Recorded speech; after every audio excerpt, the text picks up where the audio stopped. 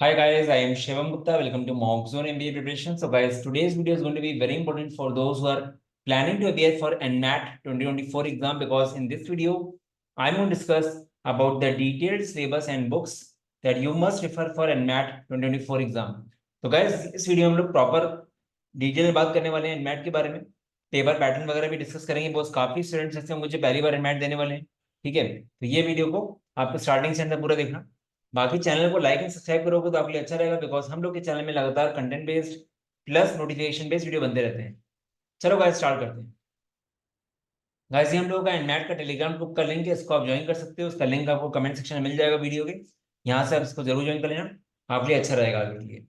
चलो गाइस तो देखते हैं। तो गाइस सिलेबस से पहले पेपर पैटर्न देखते हैं एनमैट का। तो गाइस एनमैट में 3 सेक्शंस होते हैं। आपका लैंग्वेज स्किल्स मतलब वीआरसी, आपका क्वांट्स क्वांटिटेटिव स्किल्स, और आपका लॉजिकल रीजनिंग। 36 क्वेश्चंस होते हैं तीनों में। टोटल क्वेश्चंस आपके होते हैं 108, ठीक है। और पर सेक्शन टाइमिंग रहती है, जैसे इंग्लिश के लिए आपको 28 मिनट्स मिलते हैं, क्वांट्स के लिए 52 मिनट्स मिलते हैं, एंड लॉजिकल रीजनिंग के लिए यू गेट 40 मिनट्स, ठीक है। तो टोटल 2 आवर्स का पेपर होता है एंड 108 क्वेश्चंस होते हैं। अब गाइस अगर मैं मार्किंग की बात करूं, तो यहाँ पे जो मार्किंग होती है मैट की, जो बाकी एग्जाम से अलग होती है, बिकॉज यहाँ पे एडेप्टिव मार्किंग होती है। एडेप्टिव मार्किंग मतलब होता है कि कोई भी क्वेश्चन का मार्क्स फिक्स नहीं होता है, डिपेंड करता है डिफिकल्टी लेवल पे। और दूसरी बात, यहाँ पे जो क्वेश्चंस आते हैं वो आपके रिस्पॉन्सेज के बेस पे आते हैं, ठीक है। कि आप पेपर कैसा जा रहा है उसके अकॉर्डिंग होते हैं। तो यहाँ पे मार्किंग फिक्स नहीं होती, ठीक है। एक डिसेंट स्कोर एनमैट में 235 प्लस है फॉर NMIMS मुंबई कॉल, ठीक है। NMIMS मुंबई जो है इसका टॉप कॉलेज है, जो कि टॉप 25 में आता है। तो गैस अब देखते हैं सिलेबस। तो गैस पहली बात तो ये है कि एनमैट की मैं अगर बात करूं, बाकी एग्जाम से कंपेयर करूं, बाकी नॉन टेट एग्जाम से, तो सिलेबस वाइज सारे नॉन टेट एग्जाम का सिलेबस सेम रहता है ऑलमोस्ट, ठीक है। बस एनमैट की अच्छी बात क्या है कि एनमैट थोड़ा सा स्ट्रक्चर्ड एग्जाम है। एनमैट थोड़ा जो एनमैट का जो पेपर आता है वो ओवर द इयर्स एक स्टैंडर्ड पैटर्न फॉलो करता है, ठीक है। फॉर एग्जाम्पल अगर 4 या 5 पैराजम्बल्स आने हैं तो उतने आने हैं। स्नैप में क्या होता है, काफी लोग ऐसे एनमैट स्नैप साथ में लेते हैं। तो स्नैप में क्या होता है, स्नैप में काफी रैंडम चीजें आती हैं, बहुत सारे टॉपिक्स आते हैं और कुछ फिक्स नहीं होता है। कभी कोई टॉपिक से आएगा, कभी कोई टॉपिक से नहीं आएगा। बट यहाँ पे कुछ चीजें रहती हैं कि ये चीज आनी है तो आनी है। लाइक पैराजम्बल से अगर आने हैं तो 4 आएंगे, अब वो अलग बात है 4 आएंगे, 5 आएंगे, 3 आएंगे, बट आएंगे जरूर, ठीक है। तो मतलब एनमैट इस सेंस में अच्छा है कि उनका एक ब्रॉड पैटर्न थोड़ा होता है, जिसकी वजह से एक चीजें फिक्स रहती है कि हाँ ये टॉपिक्स हमको करने हैं। बाकी सिलेबस की बात करूँ तो गैस नॉन कैट का syllabus quants LR DI VRC का ऑलमोस्ट सेम रहता है। मैं मानता हूं कि किसी ने अगर स्नैप का प्रिपरेशन करा है, क्योंकि स्नैप का सबसे वास्ट सिलेबस है नॉन कैट में, तो वो सारे नॉन कैट एग्जाम्स निकाल सकता है, ठीक है। जैट थोड़ा अलग होता है वैसे, बाकी SRCC वगैरह देखा जाए तो, ठीक है। चलो गैस चलते हैं अब आगे। तो गैस बात करते हैं क्वांट सेक्शन की। तो गैस यहाँ पे गैस देखो सेक्शन बाय सेक्शन भी थोड़ा वेटेज रहता है, तो हमने यहाँ पे हर एक टॉपिक के आगे नंबर्स लिख रखे हैं कि कितने कितने क्वेश्चन उससे एक्सपेक्ट कर सकते हो आप। जैसे मैं अगर क्वांट्स की बात करूँ, टोटल क्वेश्चन 36 है। अब यहाँ पे सबसे ज्यादा वेटेज अर्थमेटिक का होता है। आप 11-12 क्वेश्चन यहाँ पे एक्सपेक्ट कर सकते हो आराम से। Percentages, profit and loss, partnerships, time in work, time speed distance, simple interest, compound interest, averages, alligation mixtures, ratio proportion. तो लेवल का इस क्वेश्चन का मॉडरेट टू डिफिकल्ट रहता है। बहुत इजी क्वेश्चन का हम एक्सपेक्ट करना, मतलब डिसेंट लेवल का रहता है, ठीक है। तो यहाँ पे आप 11 क्वेश्चन कर सकते हो एक्सपेक्ट। अलजेब्रा की बात करूंगा, अलजेब्रा में आप अराउंड 2 या 3 क्वेश्चन एक्सपेक्ट कर सकते हो। टॉपिक्स आपके रहते हैं APGP, quadratic equations, logarithms, linear equations. Inequality का बेसिक्स कर लो, कभी कभी आ जाता है मेरिट। हमने भी एनमैट दिया था लास्ट ईयर देखने के लिए, तो मेरे में ही आ गया था, ठीक है। सर्च एंड इंडाइसेस, फंक्शंस, तो ये आपका अलजेब्रा हो गया। गाइस ऑफिशियल जो एनमैट का सिलेबस है, जो एनमैट की ऑफिशियल गाइड है, उसमें ज्योमेट्री मेंशन नहीं है। बट स्टिल मैं बोलता हूँ ज्योमेट्री आप पढ़ लेना एक बार, क्योंकि कभी कभी डेटा सफिशिएंसी में ज्योमेट्री आ जाता है। Apart from that I guess कि कोई ऐसा नहीं होगा जहां तक जो सिर्फ एनमैट दे रहा होगा। क्योंकि अगर आप एनमैट के अलावा कोई और भी एग्जाम दे रहे हो, कोई भी एग्जाम, कैट हो चाहे स्नैप हो, आपको ज्योमेट्री पढ़नी पड़ेगी। तो पढ़ोगे तो है ही आप, ठीक है। इन केस आप अगर ऐसे हो कि आपको सारे MBA में से सिर्फ एनमैट ही देना है इन केस, तो आप एक बार को ज्योमेट्री को स्किप कर सकते हो, या फिर बाद में टाइम मिले तो पढ़ सकते हो, ठीक है। बट वर्स्ट केस में होगा, क्योंकि यू नेवर नो क्या हो जाए, ठीक है। ज्योमेट्री में गए lines and angles, triangles, circles, quadrilaterals, mensuration, coordinate geometry. Number theory की बात करूंगा, इसमें divisibility rules, factors and multiples, LCM HCF, remainders, unit digits, last digits, ये। तो नंबर थ्योरी के 2 क्वेश्चन रहते हैं, मतलब अलजेब्रा एंड नंबर्स का ये एवरेज 2-3 क्वेश्चन रहते हैं मिक्स, कभी अलजेब्रा के 3 आएंगे, नंबर्स का 1-2 आ जाएगा ऐसा। तो गाइस ये कॉम्पोजिशन जो होता है ना ये फिक्स नहीं रहता है, ठीक है, बट टॉपिक रहते हैं कि हाँ। बाकी modern maths guys, modern maths के आप 4 से 5 क्वेश्चन मान के चलो, ठीक है। ये मतलब होने को 7 क्वेश्चन भी आए हैं, बट अभी आप एवरेज मानो 4 क्वेश्चन आते हैं जो जो सबके पेपर में आएंगे ही आएंगे। और सबसे ज्यादा इंपॉर्टेंट मॉडर्न मैथ्स इसलिए बिकॉज किसी भी एग्जाम में पीएनसी प्रोबेबिलिटी इतनी नहीं आती है, और एनमैट के लिए गाइस पीएनसी प्रोबेबिलिटी बहुत इंपॉर्टेंट रोल प्ले करता है। क्योंकि मैंने देखा है कि क्योंकि यहाँ पे स्लॉट वाइज एग्जाम होते हैं, अगर आपको थोड़ा सा एनमैट का आइडिया होगा, यहाँ पे विंडो वाइज एग्जाम होते हैं, आपको डेट खुद सेलेक्ट करनी पड़ती है, तो सबका पेपर अलग आता है। तो किसी किसी के में 3 क्वेश्चन आए, किसी किसी में 6 क्वेश्चन आ गए। हाईएस्ट से हाईएस्ट हमने सुना है कि लोगों के में 9 क्वेश्चन तक आए हुए हैं गाइस पीएनसी प्रोबेबिलिटी के। तो मॉडर्न मैथ्स अच्छे से करना, मेनली पीएनसी प्रोबेबिलिटी। बाकी सेट थ्योरी जो है, ये सेट थ्योरी मेनली आपका 2 तरह का होता है, एक वेन डायग्राम वाला होता है और एक आपका कार्डिनलिटी वाला सेट वाला होता है जो मैथ्स का होता है, तो दोनों आप कर लेना। वैसे वेन डायग्राम का सेट तो एलआर का पार्ट है, बट क्वांट्स में कभी कभी आ जाता है, ठीक है। तो सेट थ्योरी 2 टाइप के होते हैं, वेन डायग्राम वाला और जो मैथ्स वाला सेट होता है, ठीक है वैसा। तो ये आपका हो गया। अब guys DI and DS, DI के गाइस आपको ऑलमोस्ट 3 सेट्स मिलेंगे, 3 4 4 क्वेश्चन के। इसमें बेसिक्स आपका line graph, bar graph, pie chart, tables ये रहेगा। मिक्स कॉम्बिनेशन के सेट रहेंगे, केस सेट्स रहेंगे। बाकी डीएस के गाइस 4 क्वेश्चन एवरेज रहते हैं। डेटा सफिशिएंसी आप तभी कर पाओगे जब आपने क्वांट्स टॉपिक्स करे हुए हैं। अगर आपके क्वांट्स टॉपिक्स में नॉलेज नहीं है तो आप डीएस नहीं कर पाओगे, ठीक है। डेटा सफिशिएंसी में क्या होता है कि आपको स्टेटमेंट्स दिए रहते हैं 2, ठीक है, और आपको देखना होता है कि कौन सा दोनों से या किसी एक से, कौन से स्टेटमेंट से आपका आंसर निकल सकता है, ठीक है। तो हमने इसके वीडियोस बनाए भी हैं यूट्यूब पे, जिसको बिल्कुल नहीं आइडिया देख सकता है एक बार। आप डेटा सफिशिएंसी डालोगे मॉक जोन करके आपको दिख जाएगा। तो गाइस देखो यहाँ पे मेन चीज क्या है कि नो डाउट मैंने लिख दिया है कि ये 11 क्वेश्चन से 2 है, बट आपको पढ़ना सब कुछ ऐसे है कि पूरे के पूरे 36 क्वेश्चन आपके एग्जाम में अलजेब्रा के आने वाले हैं, ऐसे पढ़ के रखो। क्योंकि यू नेवर नो क्या हो जाए, अगर एनमैट ने अर्थमेटिक के 5 क्वेश्चन दे दिए, अलजेब्रा के 7 दे दिए, तो आप कुछ नहीं कर पाओगे, ठीक है। इसलिए आपको पढ़ के रखना है सब कुछ। तो guys depth preparation plus width preparation दोनों लेके चलना है। डेप्थ मतलब जो चीज पढ़ रहे हो उसको ऐसे पढ़ो कि पूरे पूरे क्वेश्चन उसी से ही आने, ठीक है, और सब कुछ पढ़ के जाओ, कुछ छोड़ो मत गाइस, क्योंकि चीजें बहुत ज्यादा अनप्रिडिक्टेबल हो रही हैं, क्योंकि हर साल कंपटीशन बढ़ रहा है गाइस, ठीक है। और वैरायटी जब तक नहीं करोगे दिक्कत आएगी। सबसे बड़ी दिक्कत नॉन कैट एग्जाम्स के साथ यही है कि स्पीड बहुत चाहिए होती है, और सामने जो क्वेश्चन दिखता है, आपको देखा हुआ क्वेश्चन होगा, तभी आपको क्लैरिटी, तभी आप जल्दी से कर पाओगे। तो वैरायटी में फोकस करना है, ठीक है। तो गैस बुक्स एंड बुक्स की बात करूं तो ये बुक आप देख सकते हो अगर आप सेल्फ स्टडी कर रहे हो, अरिहंत की क्वांटिटेटिव क्वांटम कैट। बाकी डीआईडीएस के लिए ये बुक ले सकते हो आप, ठीक है।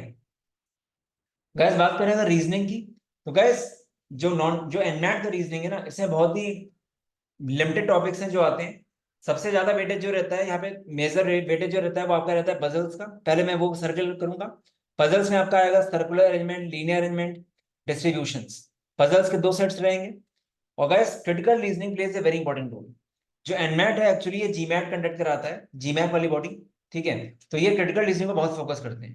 तो ये मान लो कि मिनिमम 13 क्वेश्चन आपको क्रिटिकल रीजनिंग के मिलेंगे, जिसमें से पैराग्राफ बेस्ड क्रिटिकल रीजनिंग के आएंगे, लेंदी होते हैं थोड़े, वो प्रैक्टिस करना पड़ेगा। Plus course of action, statement assumption, ये सब इस तरह के भी आएंगे। तो ये समझ लो कि 36 क्वेश्चन आपके एलआर में आने हैं ना, 36 में से 8 क्वेश्चन ये मान लो, और आपके 13 क्वेश्चन मिनिमम ये मान लो, और इनपुट आउटपुट आपके 4 क्वेश्चन ये आप मान के चलो। तो मतलब अगर आप ऐड करो उनको, तो 36 में से 25 क्वेश्चन तो ये आने ही आने हैं हर हाल में, ठीक है। तो ये चीज रहती है एनमेट की। अब बाकी जो 11 क्वेश्चन है उसमें कुछ ऊपर नीचे होता रहता है फिक्स, ठीक है। तो blood relations, coding decoding, analogy, figure based reasoning, clocks, calendars, ठीक है, और आपका डायरेक्शन सेंस वगैरह आ जाएगा। तो ये चीजें, तो यहाँ पे थोड़ा सा हम लोगों को पता रहता है पहले से ही कि ये चीजें हैं, बाकी स्नैप वगैरह में ऐसा नहीं फिक्स। तो आपको ध्यान देना किसमें, अगर आप एनमैट की डेडिकेटेड प्रिपरेशन कर रहे हो तो आपको पजल पार्ट में प्लस क्रिटिकल रीजनिंग में बहुत फोकस करना पड़ेगा। Critical reasoning plays a very important role NMAT में, और वो ग्रेजुअली आएगा, प्रैक्टिस करके ही आएगा, ठीक है।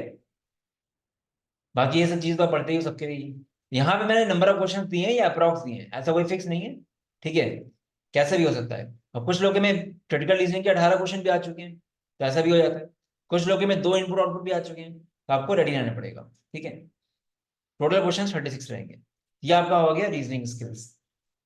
गाइस बुक्स की बात करूं तो टेस्ट ऑफ रीजनिंग जो है अरिहंत की, ये मुझे डिसेंट बुक लगती है, अगर आप सेल्फ स्टडी करें तो उसको रेफर कर सकते हो। बट क्रिटिकल रीजनिंग आपको यहाँ पे उतनी अच्छी शायद नहीं मिलेगी, तो अब और रिसोर्सेज देखने पड़ेंगे आपको, ठीक है। अब गाइस बात करते हैं लैंग्वेज स्किल्स की, इंग्लिश की। तो लैंग्वेज स्किल्स में भी काफी चीजें फिक्स रहती हैं, जैसे आरसी, रीडिंग कॉम्प्रिहेंशन का कुछ फिक्स नहीं रहता है, कभी 2 आरसी आते हैं, कभी 3 आते हैं। इवन एक ही ईयर में सबके स्लॉट्स में अलग अलग रहता है, किसी के में 2 आ गए, किसी के में 3 आ गए। तो गैस आरसी आप 3 मान के चलो वर्स्ट केस में। Synonym and antonyms 2 questions, fillers मतलब fill in the blanks vocab वाले, error spotting, grammar filler, parajumbles 3-4, analogy, sentence correction. तो गैस ग्रामर की नॉलेज, वोकैब की नॉलेज अच्छी होनी चाहिए। बाकी पैराजम्बल्स की अच्छे से प्रैक्टिस कर लो, क्योंकि यहाँ पे पक्का पता है कि 3-4 पैराजम्बल्स आएंगे ही आएंगे। तो इतना ज्यादा प्रैक्टिस कर लो कि आपके चारों चारों सही होनी चाहिए, ठीक है। मतलब जो चीज आपको पता है कि आनी ही आनी है, वो तो करके जाओ अच्छे से प्रैक्टिस, ठीक है। और यहाँ पे ऑप्शन मिलेंगे, कैट में ऑप्शन नहीं मिलते हैं, यहाँ मिलेंगे ऑप्शन पैराजम्बल में। 36 आपका 36 क्वेश्चन का रहता है लैंग्वेज स्किल्स का। तो रीडिंग कॉम्प्रिहेंशन अच्छे से करो प्रैक्टिस। बाकी देखो वहां पे आरसी के लिए टाइम कम मिलता है, बट स्टिल करना पड़ेगा प्रैक्टिस, ठीक है। बाकी इन चीजों में ग्रामर पार्ट और वोकैब पार्ट में फोकस ज्यादा करो, ग्रामर वोकैब पैराजम्बल्स वगैरह में, ठीक है, जल्दी आप कर पाओगे तब। तो गाइस स्टार्टिंग सही से करनी पड़ेगी तो होगा। बाकी गाइस बुक्स की बात करूं तो आप एसटी बख्शी बुक यूज कर सकते हो, बैंकिंग वाले भी करते हैं। बाकी वोकैब के लिए you can refer word bar made easy. इसकी गाइस रेड कलर की बुक आती है एक रेड वाली, उसमें लास्ट में एंड में वर्ड्स दिए रहते हैं, ठीक है, ए टू जेड, वो आप रेफर कर सकते हो, ठीक है। और ग्रामर के लिए रैन एंड मार्टिन भी, बट मैं थोड़ा कम रिकमेंड करता हूँ, ये बुक से हो जाएगा, ठीक है।